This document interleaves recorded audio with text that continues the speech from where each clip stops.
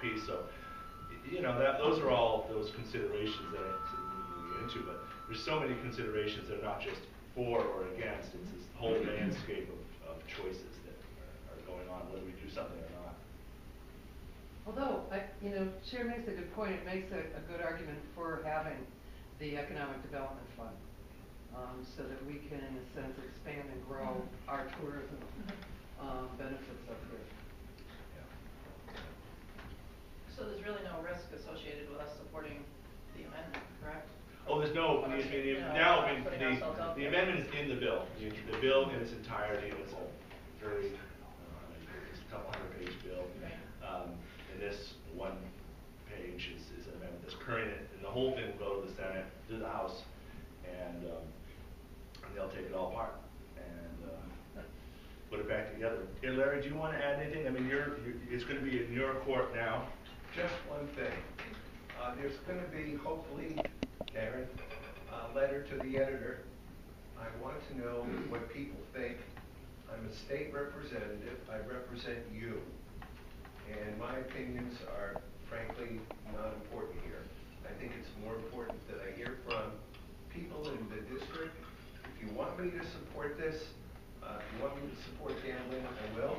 If you don't, then tell me that as well. I'll do what the majority asks. I keep track of everyone's opinion, the date, and who it is, and what the opinion is, and I will be happy to release that in the aggregate, but not individually. So your opinion stays private. That's all. Thank you, Larry. Anybody else? Did you want to add anything, Vino? Vino was kind enough to come down to Littleton and have a conversation, and I learned an awful lot. Did you want to add anything? I think, you know, just that what Sharon just said, you know, I think it's important that we support it. You know, if it's going to be happening anyway, Jeff and I talked a little while back about supporting it or not supporting it, and you know, if it's going to happen anyway, we might as well be in the tent and be part of it. And I applaud Senator for remembering the North Country and getting involved with this on behalf of helping out the North Country. And there's no doubt that, you know, I've only been at Dred for 6 years, and I volunteered my time in economic development before this. But there's no doubt that, you know, we don't have what it takes to bring a lot of companies up here from Connecticut, from Massachusetts. You know, they're just not going to come all the way up here, you know. And in my mind, the only hope we have is to really develop relationships and programs that will entice Canadian companies who are now finally hungry to get into the U.S. And unfortunately, probably the most frustrating thing that Michael Bergeron, who's the Director of Business Recruitment for the state, and I go through is the fact that when we go up to Montreal, when we go to Sherbrooke, Quebec City, Victoriaville, they don't know anything about New Hampshire. They don't know who we are. You know, some of them ask, how far are you from Connecticut? Are you near New York? It's just unbelievable. And yet, when we do our presentations up there, we do them all in French to really reach out to them. And by the time, you know, it's funny, but by the time you're 2 minutes into a presentation and you say no sales tax, no income tax, no inventory tax, no equipment tax, they look at each other. It's just kind of funny because it's usually a room like this, you know, with normally 30, 40 people. And when I'm going through all these no taxes, you see them elbow each other and going, yeah, this is a real come on, you know, if there ever was one.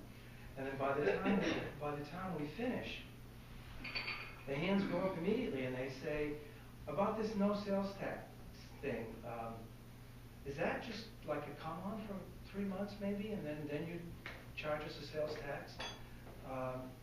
No, you know, and Or they'll say, well, so once we're in for like a year maybe, and then there's a sales tax, and they just can't understand that we don't have a sales tax and we don't have a personal state income tax.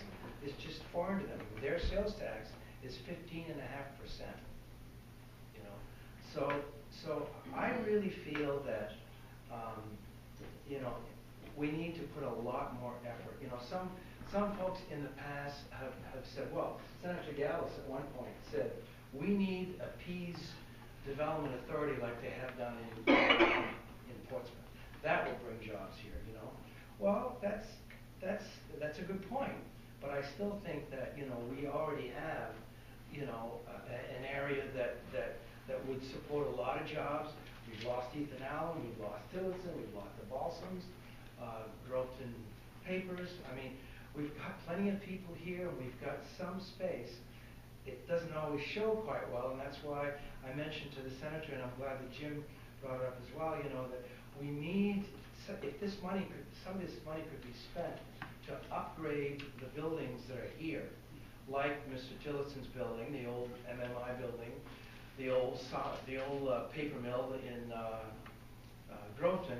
You know, if we could have some money, again, and I'm glad he said this, not to hire more people, not to bring more bureaucracy into the state, but to actually, you know, build infrastructure, you know, to help with broadband, you know, to help refurbish buildings, so that when we finally get these people to say, we're ready to come to the States. One quick example. We're working with a company right now. We're going to Montreal on next Wednesday. Big company. They just got a $900 million contract with the city of New York to make subway trains. And because there's federal money in this $900 million contract, they have to abide, the people who are going to make this product have to abide what's called the BAA, the Buy America Act. So now these companies want to come here, they want to build their product here, because if they don't, they lose these contracts. They won't be able to bid on these contracts. And we in Coos County, I just spent some time yesterday at a meeting talking about this. We in Coos County are very fortunate in being part of what's called a federal hub zone. It's a historically underutilized business zone. What happens is when these companies bid for projects just like this subway train thing, doesn't matter what state it is, it's all over the U.S. When these companies bid on these projects, if the manufacturing facility is in a federal hub zone, it rises to the top of the list automatically, because the federal government wants contracts to go to areas that are designated as hub zones. So with all of Coos County, you know, there are other counties in the state that have one industrial park, half of their community, their town. Our whole county is a federal hub zone. So to take advantage of what the senator is talking about, I think is perfect, and I hope that we support it and get this done. A couple things. One is I hope the new Commissioner Rose looks at the acronym for our development agency and decides that Dred is probably the best way to walk in the front door. He just said that. Gotta get rid of this. Number two, you know, I look at one of the real positives here is the EB-5, which we discussed a little bit. New Hampshire made a decision several years ago not to spend $250,000 to lead an EB-5 program from a statewide standpoint. Vermont, however, did decide to do it. And just one example is Jay Peak, where Bill Singer raised $280 million in EB-5 money to do that area. And those that have not been over to Jay Peak, you ought to go over and see what there is there. One of the top 10 inside water parks in the world sits over there. So he's got a year-round area. Drive through Newport and see what EB-5 money did. Newport, Vermont, same thing.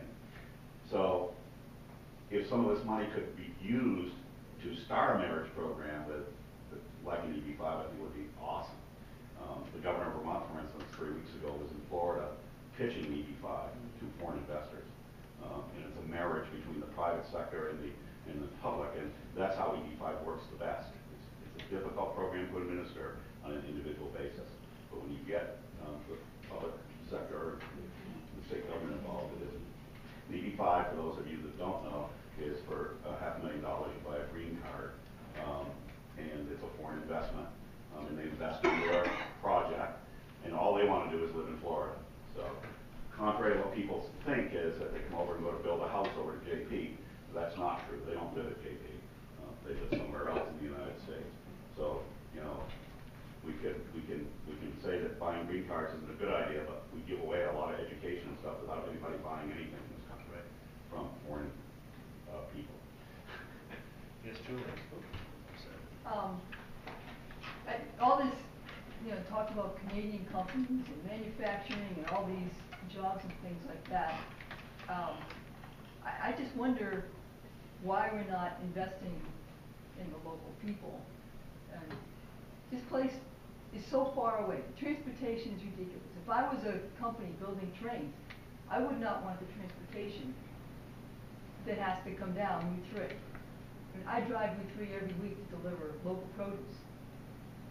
Why aren't we funding local farms? Why aren't we getting the farms back? Our land is not, and our geography, how far away we are from everything, isn't really, maybe it's conducive to Canadian companies coming in, but it's not conducive to companies coming in from below, or companies, Canadian or otherwise, that have to truck their stuff all the way down. I mean, if I was a Canadian company, I would think location, location, location. I don't care about no taxes or anything else. The cost of doing business because of the distance from here to New York or here to wherever the subways are, it seems to me ludicrous. However, everybody's got to eat, and I don't see any investment in bringing back our agricultural industry. Now, I think small businesses, this place is perfect for small businesses, agriculture, food hub, things like that.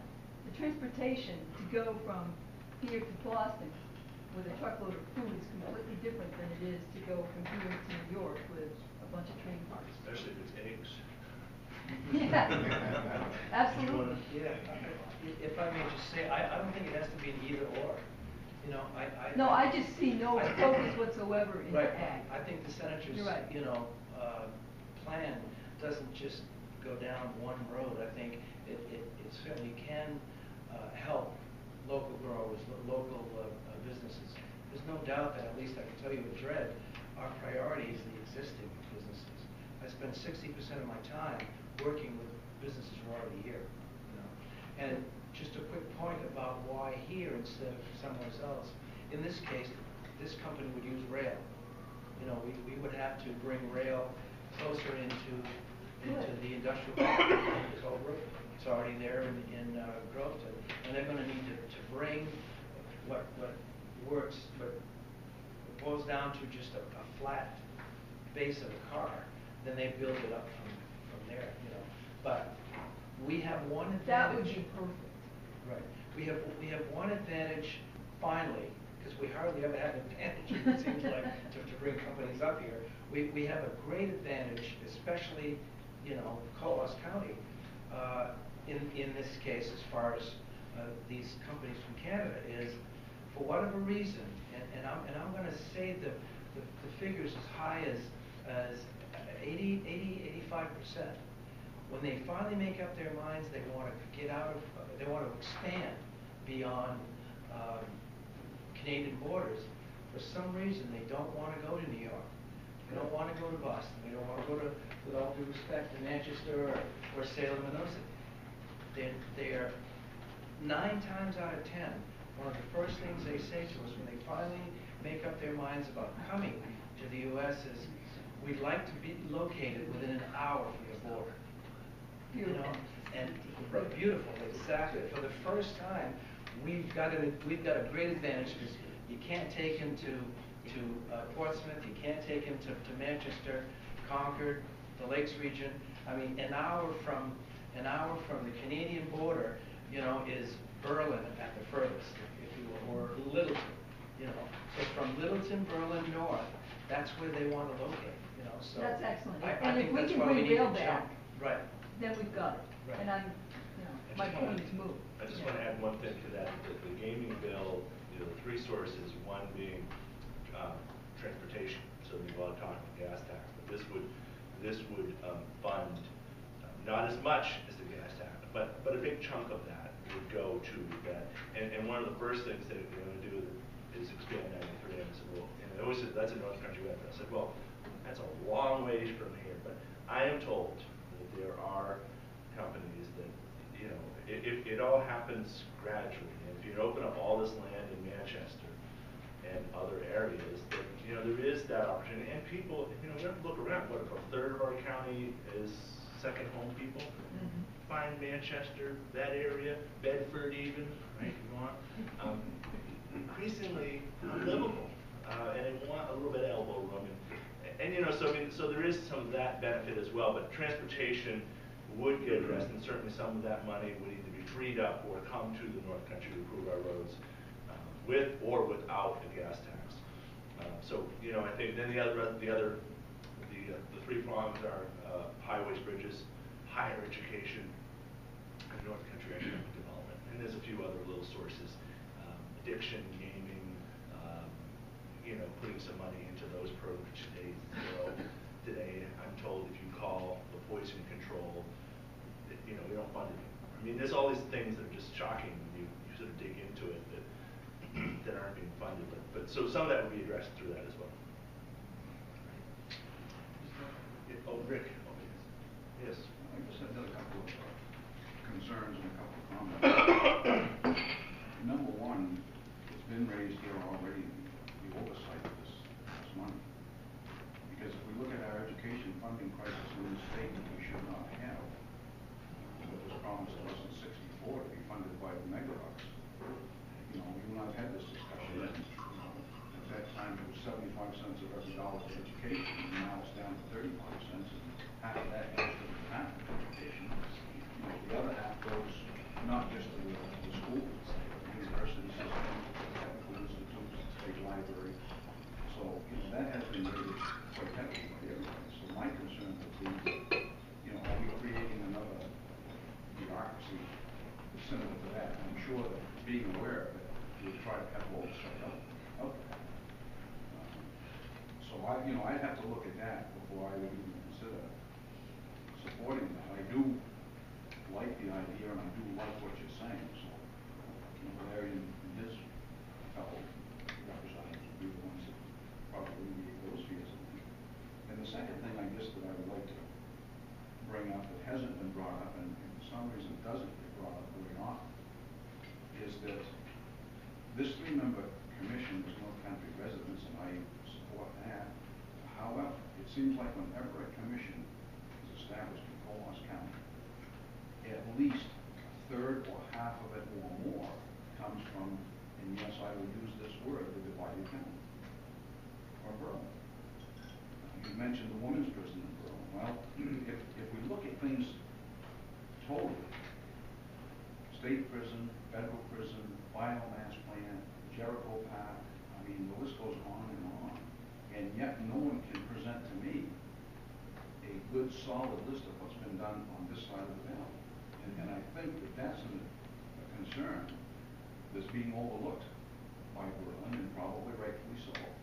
I'm finding as a commissioner that I'm not working in Colas County. You know, we're a divided county, and it seems as if the past, Berlin is the engine, and Littleton is the engine, and when we say it, the third top of the state, where does that start? I mean, $10 million is not a lot of money.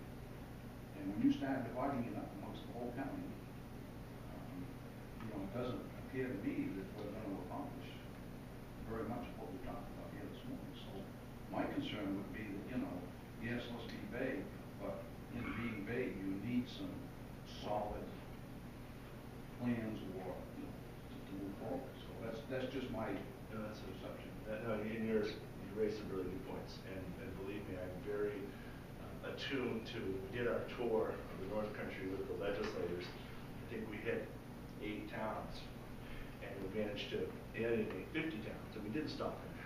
So, and you know, and one of those was in Littleton, and I have not lived that down. We did not stop in Littleton, you know, and you know, we do work together. But we do have a strong local community. I have 8 chambers of commerce in District 1.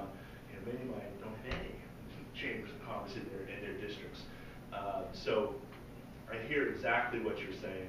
In terms of the Berlin prison piece, I just think that's the natural way it was built with the ability to expand. I do not think you know, it's local control, but building prisons throughout this side of the county is not something that I think. And that's not what I meant.